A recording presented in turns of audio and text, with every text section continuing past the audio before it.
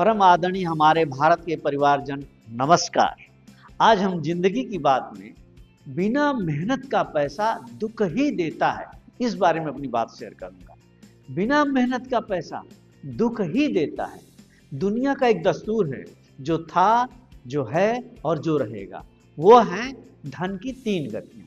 पहला दान, दूसरा भोग, तीसरा नाश।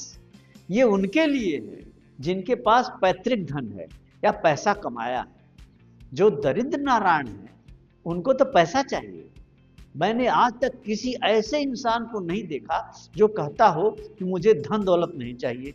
और यदि कोई ऐसा कहता है तो पहला यही है कि वह छल कपट अपने लोगों से कर रहा है। दूसरा मानसिक बीमार है और वैज्ञानिक सोच समझ और पढ़ा लिखा नहीं है। सामाजिक ज्ञान, उसकी नैतिकता भी शून्य है। तीसरा जीते जी नॉन बायोलॉजिकल है, यानी पत्थर है। यदि वो पत्थर है तो उपदेश देने वाला, वाचक, मसीहा, उसमें कोई चेतना नहीं है। जो जिंदा भी है यह भी कहे कि मैं मरा हुआ हूं, तो इसका मतलब है कि ये वाचक, उपदेशक केवल धन के पुजारी हैं।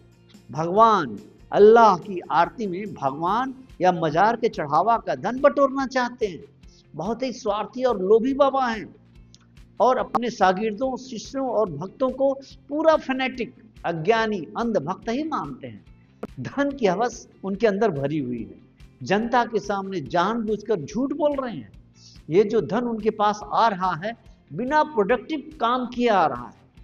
अब यदि ये धन जनता की भलाई में नहीं लगा तो इसी धन से सारे अनैतिक कार्य होंगे और कोई कार्य विधि सम्मत नहीं होंगे। और इसी के कारण कुछ दिनों बाद उसे दुख ही मिलेगा।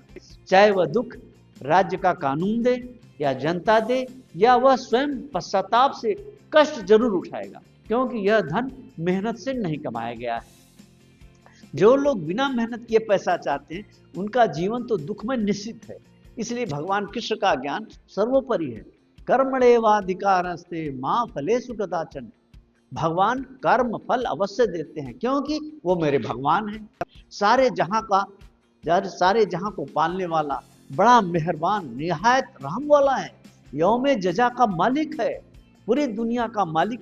कर्म करने का फल पैसा तो देता ही है, क्योंकि कर्म करने से, मेहनत से, कार्य करने से ही पैसा आता है।